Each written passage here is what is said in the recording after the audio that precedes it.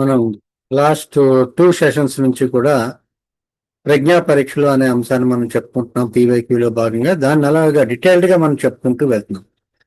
So ఇప్పుడు ప్రజ్ఞా పరీక్షలు అంటే ఏంటి, చాలా వరకు ప్రజ్ఞా పరీక్షలు అంటే ఏంటో మనం డిస్కస్ చేసాం. సో ఈ నేపథ్యంలో ప్రజ్ఞా పరీక్షలు అంటే ఏంటి, వీటిని ఎవరికి కొలుస్తారు, వీటి ద్వారా ఏమి కొలుస్తారు, తదితర అంశాలన్నీ కూడా మనం డిస్కస్ చేద్దాం సార్. చాలా జాగ్రత్తగా ఉండండి సార్.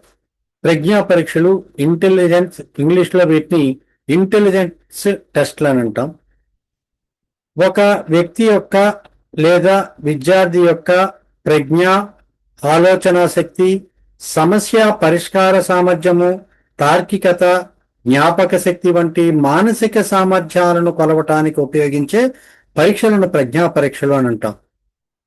ఏం సార్, ఒక వ్యక్తి యొక్క ప్రజ్ఞ, ఆలోచన శక్తి, సమస్య పరిష్కార సామర్థ్యము, తార్కికత, జ్ఞాపక శక్తి మరియు వంటి మానసిక సామర్థ్యాలను కొలవటానికి ఉపయోగించే పరీక్షలను ప్రజ్ఞా పరీక్షలు అంటాం సార్. అయితే ఈ ప్రజ్ఞా పరీక్షలను ఎవరిని గుర్తించడానికి ప్రజ్ఞా పరీక్షలను మనం నిర్వహిస్తామంటే ప్రతిభావంతులైనటువంటి విద్యార్థులను గుర్తించడానికి, ఈ ప్రజ్ఞా పరీక్షలను మనం ఉపయోగిస్తారు.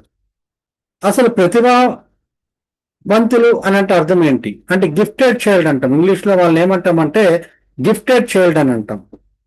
అంటే వీరు ఎలాంటి వాళ్ళంటే తమ వయసు పిల్లలతో పోలిస్తే మేధస్సు, సృజనాత్మకత, అభ్యసన సామర్థ్యము, నాయకత్వ లక్షణాలు వంటి అంశాలలో అసాధారణ ప్రతిభను కనబరుస్తారు. అంటే తమ వయసు కంటే ఎక్కువ మానసిక సామర్థ్యాన్ని కలిగి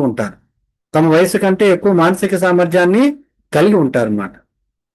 మరి ప్రజ్ఞా పరీక్ష ద్వారా వేటిని కొలుస్తారని అంటే మానసిక సామర్థ్యాలను కొలుస్తారు. ఏం కొలుస్తారండి? మానసిక సామర్థ్యాలను, ఒక విద్యార్థి యొక్క లేదా ఒక వ్యక్తి యొక్క మానసిక సామర్థ్యాలను కొలుస్తారు. మానసిక సామర్థ్యాలు అంటే నేను డెఫినేషన్ లోనే చెప్పాను. ఏం చెప్పానండి? ఒక వ్యక్తిని యొక్క మేధస్సు, ఆలోచన సామర్థ్యము, వివేచన సామర్థ్యము, సృజనాత్మక, అభ్యసన సామర్థ్యము, నాయకత్వ లక్షణాలు, సమస్య పరిష్కార సామర్థ్యం, వీటన్నిటినీ కూడా ఏమంటారంటే మానసిక సామర్థ్యాలు అంటారు.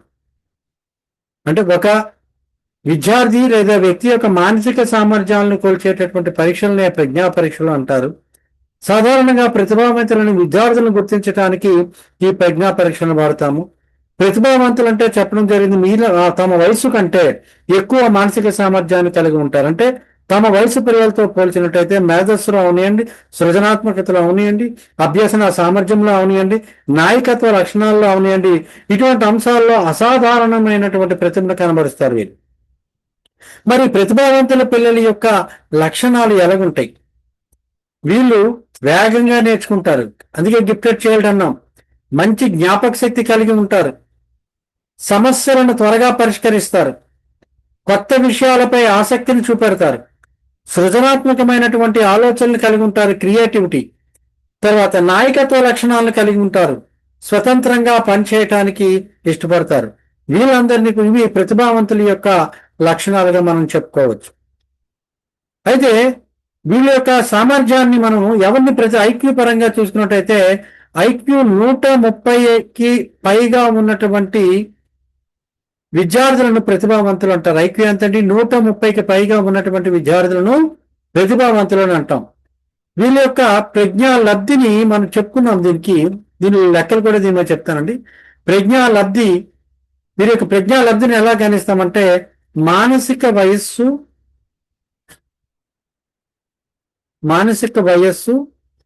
పై శారీరక వయస్సు, శారీరక వయస్సు ఇంటూ 100.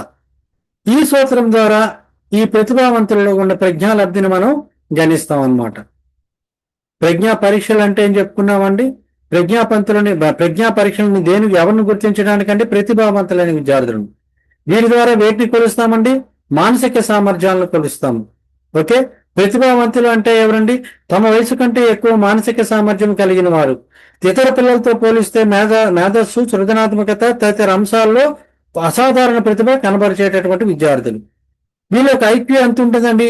130కి పైగా నూట ముప్పైకి పైగా ఉన్నటువంటి విద్యార్థులను, ఐక్యూ 130కి పైగా ఉన్న విద్యార్థుల్ని ప్రతిభావంతులుగా మనం చెప్పుకుంటాం అన్నమాట. ఓకే, ఇప్పుడు ఈ ప్రజ్ఞా పరీక్ష మనం కొంచెం లోతుగా వెళ్దాం సార్. రకాలు, ఈ ప్రజ్ఞా పరీక్షల యొక్క రకాలు. ప్రజ్ఞా పరీక్షలు రకాలు సార్ చూసుకుంటే ఇవి వ్యక్తుల సంఖ్య ఆధారంగా వర్గీకరించారు. తర్వాత విషయం ఆధారముగా వర్గీకరించారు. తర్వాత ప్రతిస్పందనల ఆధారంగా ప్రజ్ఞా పరీక్షల రకాలు ఉన్నాయి. ప్రతిస్పందనల ఆధారంగా వర్గీకరించడం జరిగింది.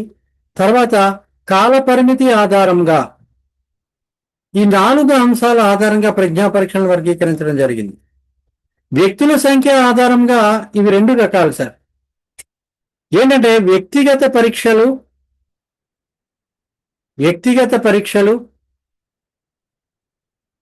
సామూహిక పరీక్షలు. వ్యక్తిగత పరీక్షలు, సామూహిక పరీక్షలు. ప్రజ్ఞా పరీక్షలు వ్యక్తుల సంఖ్య ఆధారంగా 2 రకాలు. అవి వ్యక్తిగత పరీక్షలు, సామూహిక పరీక్షలు. విషయం ఆధారంగా ప్రజ్ఞా పరీక్షలు 2 రకాలు. శాబ్దిక పరీక్షలు, అశాబ్దిక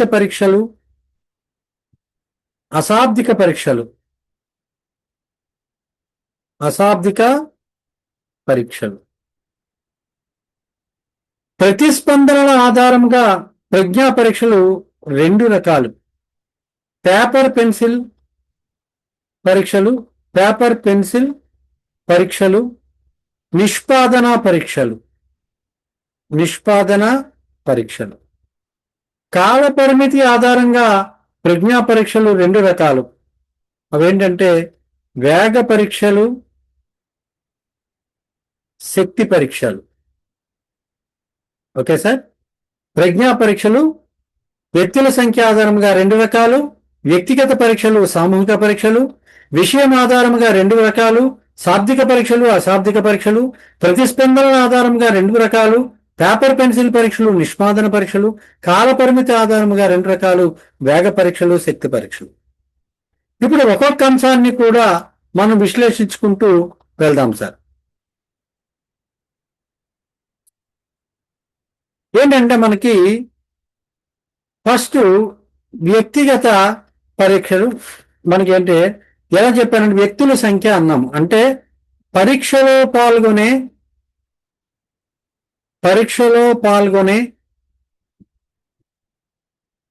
వ్యక్తుల సంఖ్య ఆధారముగా 2 రకాలు. ఫస్ట్ వన్, వ్యక్తుల సంఖ్య ఆధారముగా ప్రజ్ఞా పరీక్షలు 2 రకాలు. Okay sir. ఫస్ట్ వన్ ఏంటంటే వ్యక్తిగత పరీక్షలు, ఇంగ్లీష్లో ఇండివిజువల్ టెస్ట్ అంటాం. వ్యక్తిగత పరీక్షలు ఇంగ్లీష్లో ఇండివిజువల్ టెస్ట్లు అంటాం. ఇంకోటి ఏంటంటే ఇందులో సామూహిక పరీక్షలు అంటే గ్రూప్ టెస్ట్లు అంటాం. ఇంగ్లీష్లో వీటిని గ్రూప్ టెస్ట్లు అని అంటాం, వీటిని ఇండివిజువల్ టెస్ట్లు అని అంటాం. ఓకే. ఇప్పుడు వ్యక్తిగత ప్రజ్ఞా పరీక్షలు, ఇక్కడ ఏమవుతుందంటే ఒక వ్యక్తికి మాత్రమే వ్యక్తిగత పరీక్షలు. ఎవరికండి? ఒక వ్యక్తికి మాత్రమే ఈ పరీక్షలు నిర్వహించడం అనేది జరుగుతుంది. వ్యక్తిగత పరీక్షలు ఒక వ్యక్తికి మాత్రమే పరీక్ష నిర్వహించడం జరుగుతుంది. వీటి కోసం నేను ప్రీవియస్ క్లాసులో చెప్పడం జరిగింది. ఏంటి అని అంటే మళ్ళీ ఇవి 2 రకాలు. ఏంటంటే శాబ్దిక పేపర్ పెన్సిల్,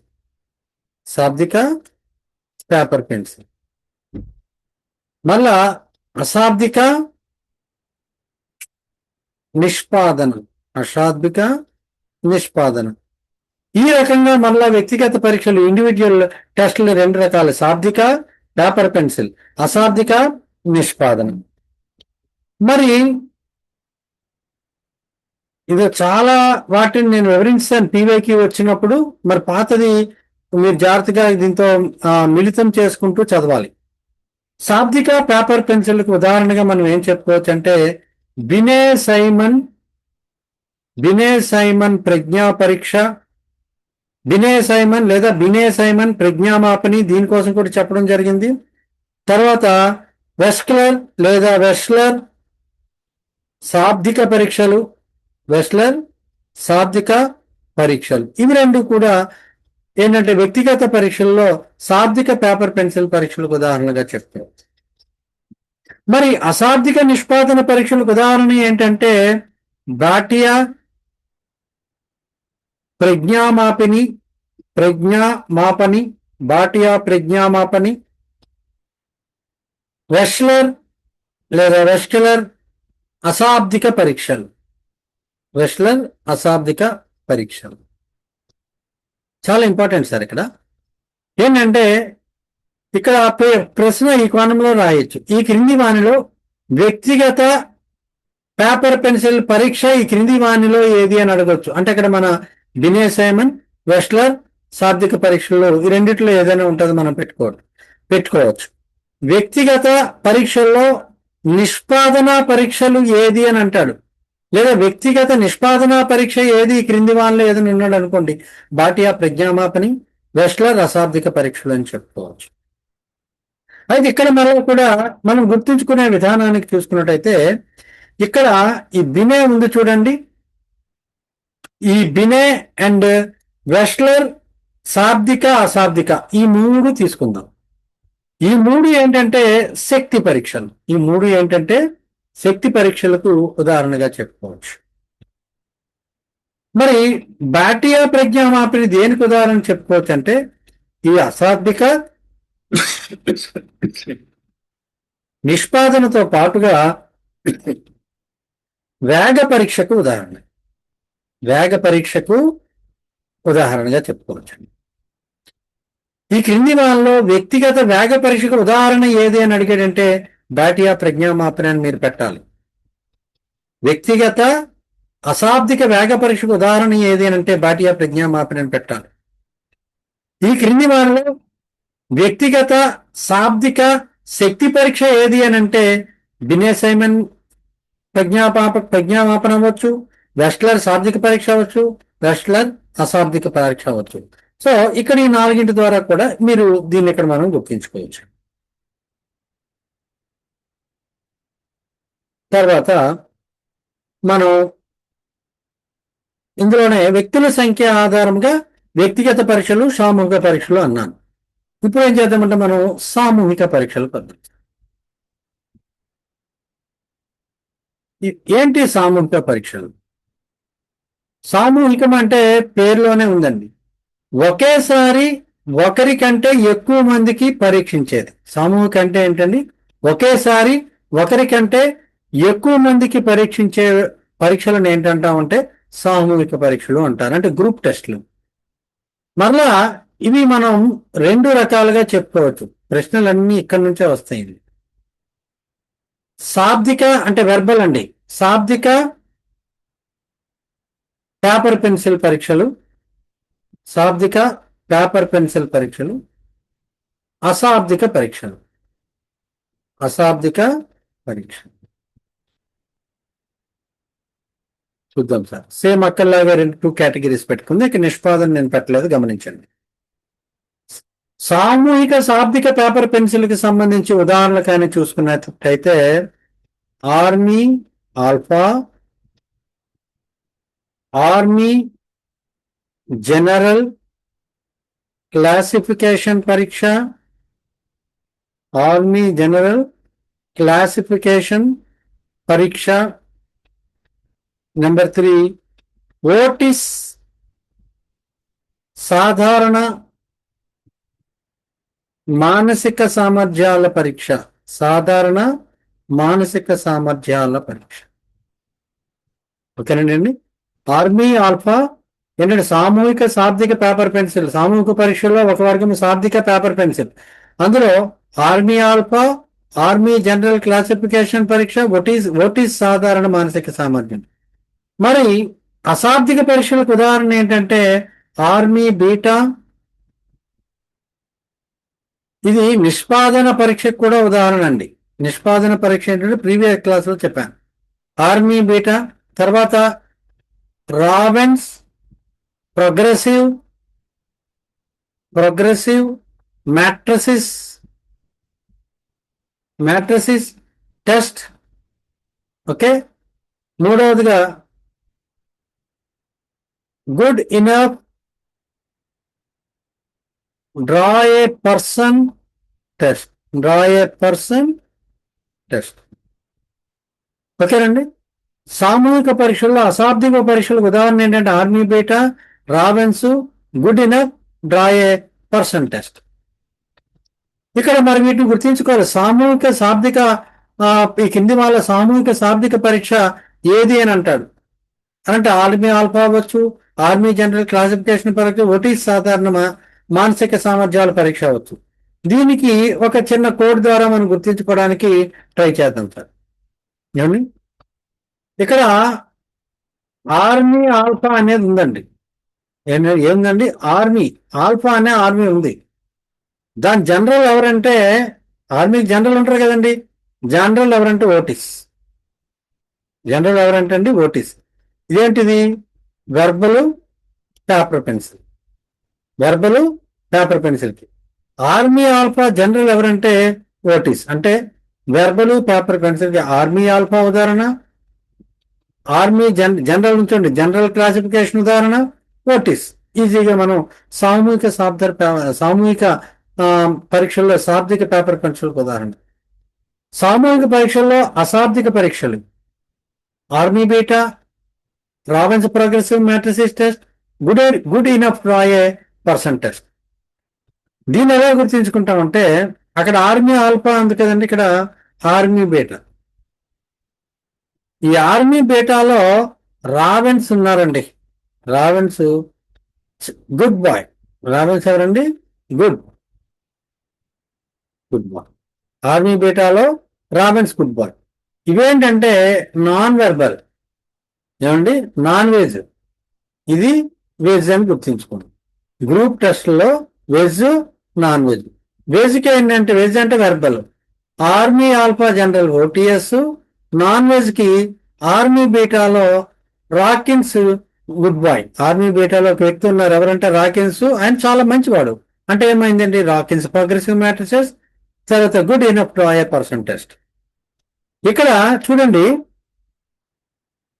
అశాబ్దిక పరీక్ష, సామూహిక అశాబ్దిక పరీక్షలో ఒక పేపర్ పెన్సిల్ టెస్ట్ ఉంది. సామూహిక అశాబ్దిక పరీక్షల్లో ఒక పేపర్ పెన్సిల్ టెస్ట్ ఉంది. చెప్పగలరా సార్? ఇందులో పేరులోనే ఉంది సార్. సామూహిక అశాబ్దిక పరీక్షలో ఒక పేపర్ పెన్సిల్ టెస్ట్ ఉంది. చూడండి, ఇక్కడ ఉంది డ్రా ఏ అన్నాడు కదండి. Goodenough draw a person test అనేసరికల్లా డ్రా అంటే మనకు ఖచ్చితంగా పెన్సిల్ ఉండాలా, పేపర్ ఉండాలి.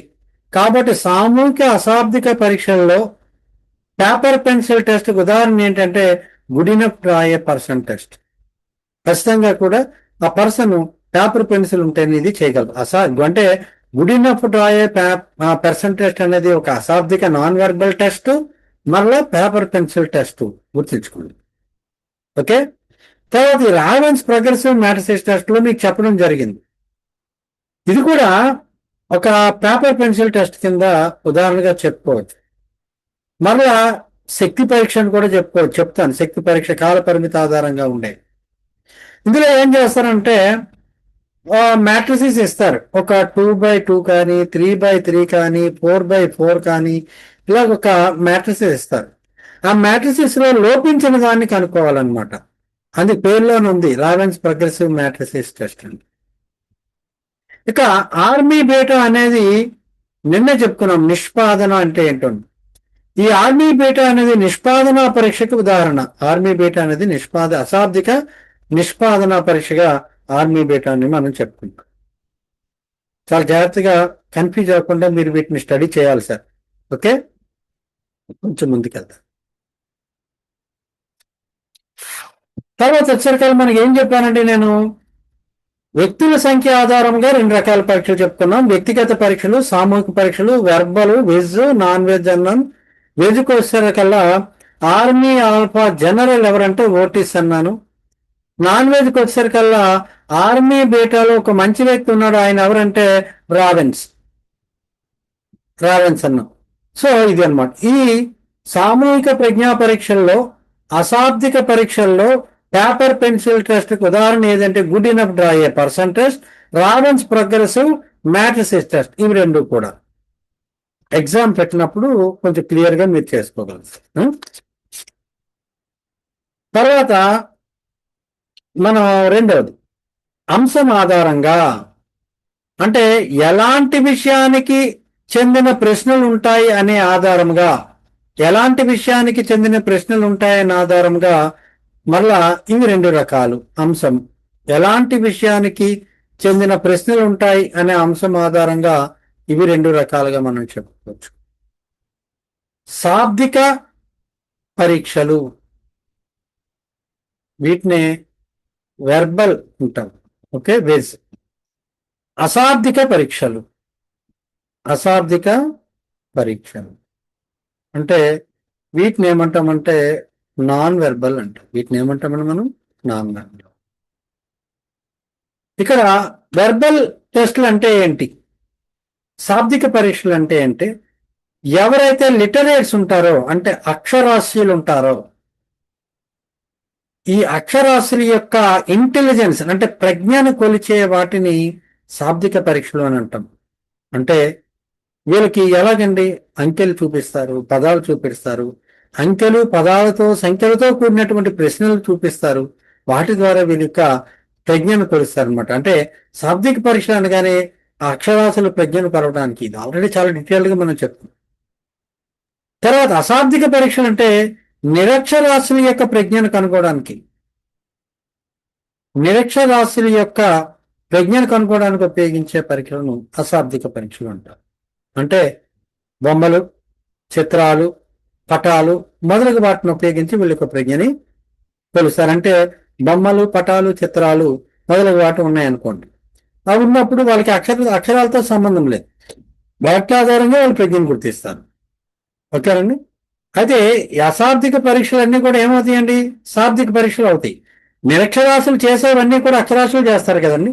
వీళ్ళు చిత్రాలతో చూసిన వీళ్ళు కూడా చూసి చెప్పగలరు. అక్కడ గమనించి ఇప్పుడు ఈ వెర్బల్ కి ఉదాహరణ చూసుకుందాం. దేనికండి, అంశం ఆధారంగా. వీటికి ఉదాహరణ చూసుకున్నట్టయితే వినయ్ సైమన్ ఇంటెలిజెంట్ టెస్ట్, వినయ్ సైమన్ ప్రజ్ఞా పరీక్ష చెప్పాను. స్టాన్ఫోర్డ్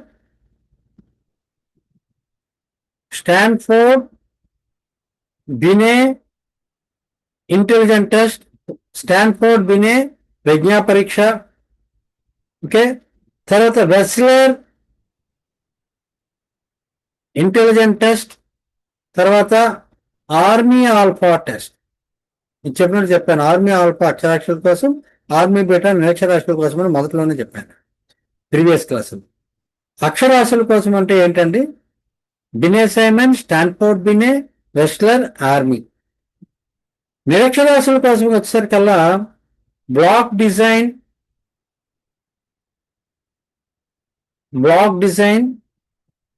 దీన్నే బ్లాక్ డిజైన్ టెస్ట్ అంటాం. కోర్స్ బ్లాక్ డిజైన్ టెస్ట్, తర్వాత సెంగ్విన్ ఫార్మ్ బోర్డ్ టెస్ట్. ఉదాహరణకి దీనికి ఎగ్జామ్స్ అన్ని వీటి మీదే ఉంటాయండి. Ravens progressive matrices test.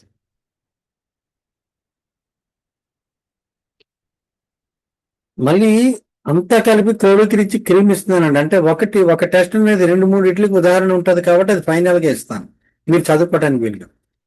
ఇక్కడ అంశం ఆధారంగా శాబ్దిక పరీక్షలు, అశాబ్దిక పరీక్షలు, వెర్బల్ అండ్ నాన్ వెర్బల్. అక్షరాస్యుల యొక్క ప్రజ్ఞను కొలిస్తే శాబ్దిక పరీక్షలు, నిరక్షరాస్యుల యొక్క ప్రజ్ఞను కొలిస్తే వాటిని అశాబ్దిక పరీక్షలు. ఉదాహరణ Vinay Simon, Stanford బినే, Wechsler, army alpha. అంటే శాబ్దిక పరీక్షలకు ఈ ఆర్మీ ఆల్ఫాలో ఒక వెస్లర్ ఉన్నారు, ఫైట్ చేసేవారు. అలా గుర్తుంచుకోండి. ఎవరంటే ఆయన బినే. ఎవరండి, బినే. ఆర్మీ ఆల్ఫాలో వెస్లర్ ఉన్నారు, ఎవరండి, బినే. ఇవ్వండి, బినే అనగానే బినే సైమన్ గుర్తు రావాలా, స్టాన్ఫోర్డ్ బినే, స్టాన్ఫోర్డ్ ఇంకోటి చెప్తాను క్లియర్గా.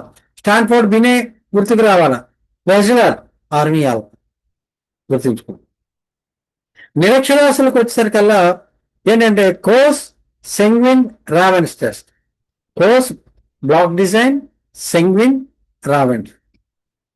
ఎలాగంటే కోసేరా ఏంటి, కోసేరమే నిరక్షరాస్యుల్ని ఏం చేయాలండి మనం, కోసేయాలన్నమాట. నాన్ వెర్బల్ అవుతాయి ఇవి. నిరక్షరాస్యులు నాన్ వెర్బల్, నిరక్షరాస్యులు ఉండకూడదు, దాన్ని ఏం చేయాలా, కోసేయాలన్నమాట. సే, సెంగ్విన్, రావెన్, రా. సో ఈ రకంగా ఈ అంశానికి సంబంధించిన ప్రజ్ఞా పరీక్షలు అంటే ఏంటంటే క్రింది వాళ్ళలో అశాబ్దిక పరీక్షలకు ఉదాహరణ ఏది అని అడగొచ్చు. ఈ క్రింది వాళ్ళలో శాబ్దిక పరీక్షలకు ఉదాహరణ ఏది అని అడగొచ్చు. ఇవి మనకి ఇక్కడ ఉపయోగపడతాయి. తర్వాత మూడవ అంశం. సరే, ఇంకా మూడవది ఏంటంటే ఏం చెప్పాను సార్, మనకి ప్రతిస్పందన ఆధారముగా, ఒక అభ్యర్థి యొక్క ప్రతిస్పందనల ఆధారముగా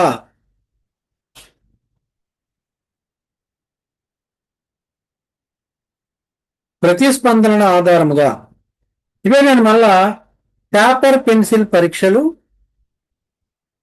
ఏమండి, పేపర్ పెన్సిల్ పరీక్షలు మరియు నిష్పాదన పరీక్షలు.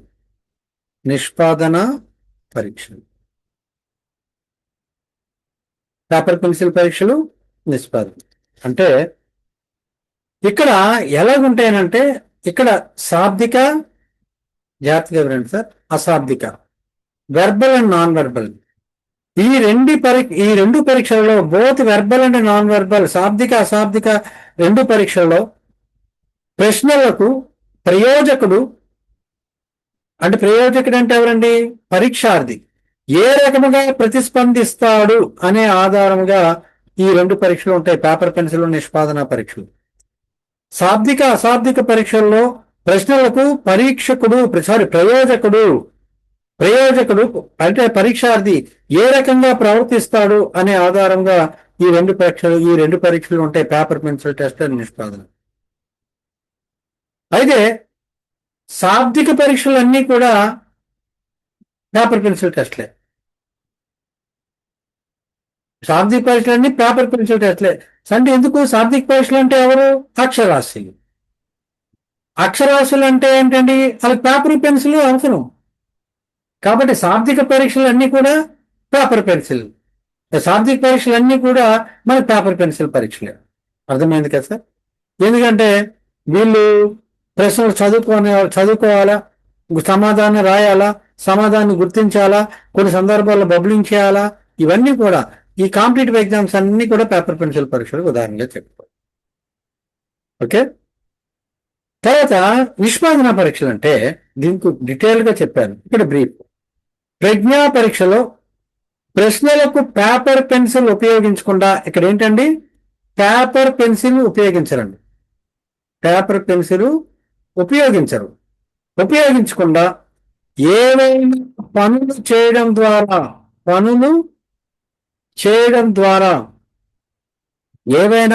చేయడం ద్వారా ప్రజ్ఞను మాపనం చేసేటటువంటి పరీక్షలు ఏంటంటే నిష్పాదన పరీక్షలు.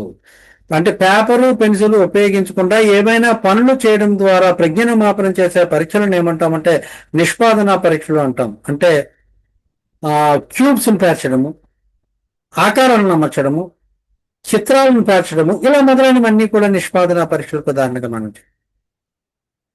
మరి ఇక్కడ ఎగ్జామినేషన్ పాయింట్ ఆఫ్ వ్యూలో చూసుకున్నట్టయితే మనకి ఉదాహరణలు ఏంటంటే ప్యాటర్న్ కంప్లీషన్ ఉందనుకో, ఏదైనా ఒక ప్యాటర్న్ కంప్లీషన్ అంటే సగం ఇచ్చి మిగతా సగం పూర్తి చేయమన్నాడు అనుకోండి, అది ఏంటంటే పేపర్ పెన్సిల్ అవుతుంది. ఒక అక్షరం ఇచ్చి అద్దంలో చూపించి దాన్ని రాయమన్నాడు అనుకోండి, మిర్రర్ ఇమేజ్ కూడా శాబ్దిక పరీక్ష అవుతారు. తర్వాత బ్యాంక్ టెస్ట్లకి ఏమైనా చూస్తాం, క్లాసిఫికేషన్ అంటాం, ఫిగర్ ఇమేజ్ అంటాం, ఇలా బొమ్మలు ఇస్తాడు, అది కూడా మనకి పేపర్ పెన్సిల్ టెస్ట్ కదా. దీనికి వచ్చేసరికి రావెన్స్ ప్రోగ్రెసివ్ మ్యాట్రిసిస్. ఓకే, ఇది కూడా మనకి ఏంటంటే ఎగ్జాంపుల్ ఫర్ పేపర్ పెన్సిల్. ఇదేంటంటే మళ్ళీ ఇదేంటండి, ఇందాక చెప్పాను అశాబ్దిక ప్రజ్ఞా పరీక్ష అని కూడా మీకు చెప్పడం జరిగింది. ఇది రావెన్స్ ప్రోగ్రెసివ్ మ్యాట్రిసిస్. ఇంతకుముందు ఏం చెప్పారండి, అశాబ్దిక ప్రజ్ఞా పరీక్ష అని చెప్పడం జరిగింది. దానికి ఉదాహరణ పేపర్ పెన్సిల్ కూడా ఇది ఉదాహరణే. మీరు కన్ఫ్యూజ్ అవ్వకుండా నేను లిస్ట్ తయారు చేస్తానండి, జాగ్రత్తగా వినండి. చేశాను. తర్వాత ఇంకోటి ఏంటంటే ఉదాహరణ ఆర్మీ బీటా టెస్ట్, ఆర్మీ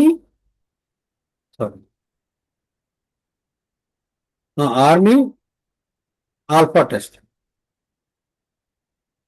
ఎందుకంటే ఆర్మీ ఆల్ఫా టెస్ట్ ఎవరికండి, అక్షరాస్యులకి. అక్షరాస్యులకి చేసేవి ఏంటండి, శాబ్దిక పరీక్ష. ఓకేనండి. తర్వాత వీటిని నిష్పాదన పరీక్షలు ఏమంటామంటే పెర్ఫార్మెన్స్ టెస్ట్లు అంటాము. పెర్ఫార్మెన్స్ టెస్ట్ చూడండి, ఈజీగా గుర్తించుకోవచ్చు. Seguin form board test, Seguin form board test. తర్వాత కోర్స్ బ్లాక్ డిజైన్ టెస్ట్, బ్లాక్లు అరేంజ్ చేస్తాం చేతి పనుల ద్వారా, డిజైన్ టెస్ట్. నిన్న చెప్పాను అలెగ్జాండర్ కార్డులతో చెప్పాను, ఇది అలెగ్జాండర్ పాస్ అలాంగ్ టెస్ట్. కార్డులు చూపెడతారు, దాన్ని తగ్గ చేయమని నేను చెప్పను దాన్ని. తర్వాత మేజ్ టెస్ట్, మేజ్ టెస్ట్. తర్వాత ఇమ్మీడియట్ మెమొరీ టెస్ట్, అంటే మనం ఏమైనా 4 పదాలు చెప్పి వెంటనే చెప్పమంటాం అనమాట. చెప్పమంటే దానికి చదువు అవసరం లేదు, దానికి చదువు అనేది మనకి అవసరం లేదు, వెంటనే ఆయన చెప్తారనమాట, మనకి వెంటనే ఆయన చెప్తారు. ఇవన్నీ నిష్పాదన పరీక్షలకి ఉదాహరణగా మనం చెప్తాం. సరే, ఇక్కడ మనం కొంచెం రీక్యాపిచులేట్ చేస్తాను. ఆల్రెడీ చెప్పినవి ఈ పదాలను Seguin form board, Kohs block, Kohs block design test, ఇవన్నీ ఏంటో ఒక్కసారి రీక్యాపిచులేట్ చేస్తాను. ఇక్కడ మనకి సెంగ్విన్ ఫామ్ బోర్డ్ టెస్ట్ అంటే ఏంటంటే వివిధ ఆకారాలు కలిగినటువంటి బ్లాక్లను సరైన ఖాళీల్లో అమర్చాలని. అంటే కొన్ని బ్లాక్స్ ఇస్తాడు, అవి డిఫరెంట్ షేప్స్ లో ఉంటాయి, వాటిని సరైన కాలాల్లో అమర్చాలి. అంటే అవి సర్కిల్ రూపంలో ఉండొచ్చు, ట్రయాంగిల్ అవ్వచ్చు, స్క్వేర్ ఉండొచ్చు, రెక్టాంగిల్ ఉండొచ్చు. దీని ద్వారా ఏం చేస్తారంటే వేగము, ఖచ్చితత్వాన్ని కొలుస్తారు. ఓకేనండి. తర్వాత Kohs block design test, block design test. రంగురంగుల బ్లాక్స్ ఇస్తారు, ఇందులో చెప్పుకున్నాము. ఈ రంగురంగుల బ్లాక్లతో నమూనాన్ని రూపొందించమంటారనమాట. సో రంగురంగులు ఉంటాయి కాబట్టి ఇది విజువల్ స్పేషియల్ సామర్థ్యాన్ని కొలుస్తుందని చెప్పాను. విజువల్ స్పేషియల్ సామర్థ్యాన్ని కొలిసే టెస్ట్ ఏంటంటే కోర్స్ బ్లాక్ టెస్ట్, అంటే రంగురంగుల బ్లాక్లు ఉంటాయి. అలెగ్జాండర్ పాస్ అలైంగా టెస్ట్ చెప్పుకున్నాం. బ్లాకులను కదిలించి నిర్దిష్టమైన నమూనాను పూర్తి చేయడం ఇలాగుంటాయండి. మనకు ఒక బ్లాక్ ఖాళీ ఉండి ఇలాగేవో ఉంటాయి చూడండి. ఆ బ్లాక్ని ఇలాగా చిన్నపిల్లలు ఆడడానికి ఇస్తాం, కదిలిస్తూ ఈ అట్టపెట్టి మీద ఒక చక్కటి బొమ్మని వచ్చేటట్టు చేస్తాం. అది అలెగ్జాండర్ పాస్. ఇదేం చేస్తుందండి, ఇక్కడ ఒక సమస్య ఇవ్వబడింది. ఈ అలెగ్జాండర్ పాస్ టెస్ట్ ద్వారా మనకు తెలుసు కదండి, ఇలాగా రకరకాల చిత్రం ఒక బ్లాక్ ఖాళీ నుంచి కొన్ని ఒక చేప బొమ్మ, ఏదో ఒక బొమ్మ అక్కడ ఇక్కడ ఉంటే ఇది కదుపుతూ దాన్ని షేప్ చేస్తాడు విద్యార్థి. అంటే సమస్య పరిష్కార నైపుణ్యాన్ని గుర్తించింది అలెగ్జాండర్ పాస్ అలాంగ్ టెస్ట్. తర్వాత ప్యాటర్న్ డ్రాయింగ్ టెస్ట్, చూపించినటువంటి నమూనాన్ని గీయమంటుంది. చూపించినటువంటి నమూనాన్ని గీయడం అంటే ఏంటండి, ఆ నమూనాన్ని గీయాలంటే పరిశీలన ఉండాలి. మళ్ళీ ఏం చేయాలి, దాన్ని చూస్తే ఇక్కడ బొమ్మ వేయాలి, సమన్వయ సామర్థ్యం ఉండాలి. కాబట్టి ప్యాటర్న్ డ్రాయింగ్ టెస్ట్ లో పరిశీలన, సమన్వయ సామర్థ్యాన్ని గుర్తిస్తుంది. Figure completion test, figure completion test చిత్రంలో లేని భాగాన్ని గుర్తిస్తుంది. మేజ్ టెస్ట్, చిక్కుముడి ఇలాగిచ్చి దారి కనుక్కోండి అని అంటాడు, దీనికి చదవక్కర్లేదు. ఏమండి, ఇది నిష్పాదన పరీక్షకి పెర్ఫార్మెన్స్ టెస్ట్ ఉదాహరణ. ఇదేం చేస్తుంది, ఒక నిర్దిష్టమైనటువంటి సమయాన్ని మరియు మీ యొక్క నిర్ణయ సామర్థ్యాన్ని కూడా దీని ద్వారా మనం కనుక్కోవచ్చు. దీని ద్వారా మనం కనుక్కోవచ్చండి. అయితే ఇక్కడ ఎలాగంటే మనకి ఏం నిష్పాదన పరీక్షలకి ఉదాహరణలకు గుర్తించుకోవాలనుకోండి. సీకో ఏంటండి? సీకో. సిఎస్ అంటే సెంగ్విన్, కో అంటే కోలే కదండి. షీకో. పాపి, పాపి అంటే పాపి తెలుసు కదండి, పాపి. సీకో పాపి. పిఏ అంటే ప్యాట్రన్ ఏమండి. మనం మేజ్ టెస్ట్ అంటే ఇది మీకు ముందు చెప్పలేదు నేను. మేజ్ టెస్ట్కి వస్తుంది లేదనుకుంటే అది సీకో అని గుర్తించుకోండి. సీకో, పాపి మేజ్ టెస్ట్ అని గుర్తించుకోండి. తర్వాత అలెగ్జాండర్ ఒకటి ఉంటుంది, ఇమీడియట్లీ మెమో టెస్ట్ ఉంటుంది. అంటే జనరల్గా మనం జాగ్రత్తగా ఆలోచించుకున్నట్టయితే వీటికి ఆన్సర్స్ మనం రాయగలం.